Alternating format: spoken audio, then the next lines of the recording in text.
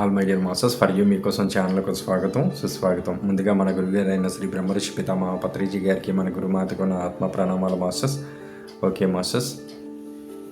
Sir, Srikrishna సందేశం శ్రీమద్ భగవద్గీతలో 2వ శ్లోకం గురించి మీ యొక్క సందేశం సార్.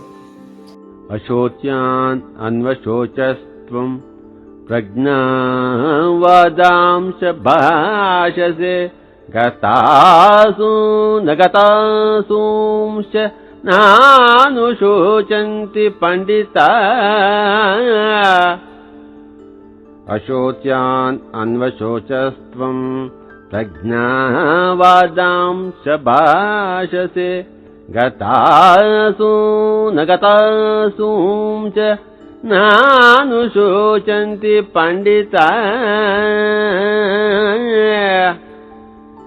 అంటే కృష్ణ పరమాత్మ అంటున్నాడు, అశోచ్యాన్ అన్వశోచహస్త్వం అంటే దేనికోసం ఏడవకూడదో దానికి ఏడుస్తున్నావు నువ్వు. అంతేకాకుండా నాకే పెద్ద పెద్ద మాటలు బోధిస్తున్నావే, ప్రజ్ఞావాదాలు పలుకుతున్నావే ఏమీ తెలియకుండా. ఒకవేళ నువ్వు ప్రజ్ఞావాదాలు పలికేవాడివైతే ఎందుకు ఏడుస్తున్నావు? ప్రజ్ఞ, శోకం అనేది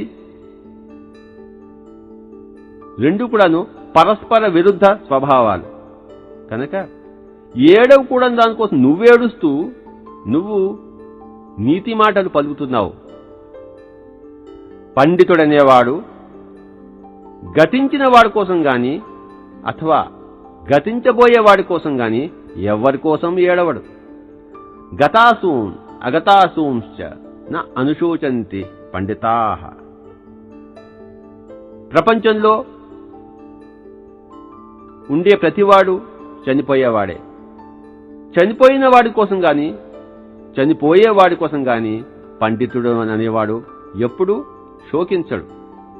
కనుక శోకం ఎక్కడున్నా అది అపాండిత్యానికి ఉదాహరణే గాని ఎట్టి పరిస్థితులలోనూ అది పాండిత్యం అనిపించుకోదు.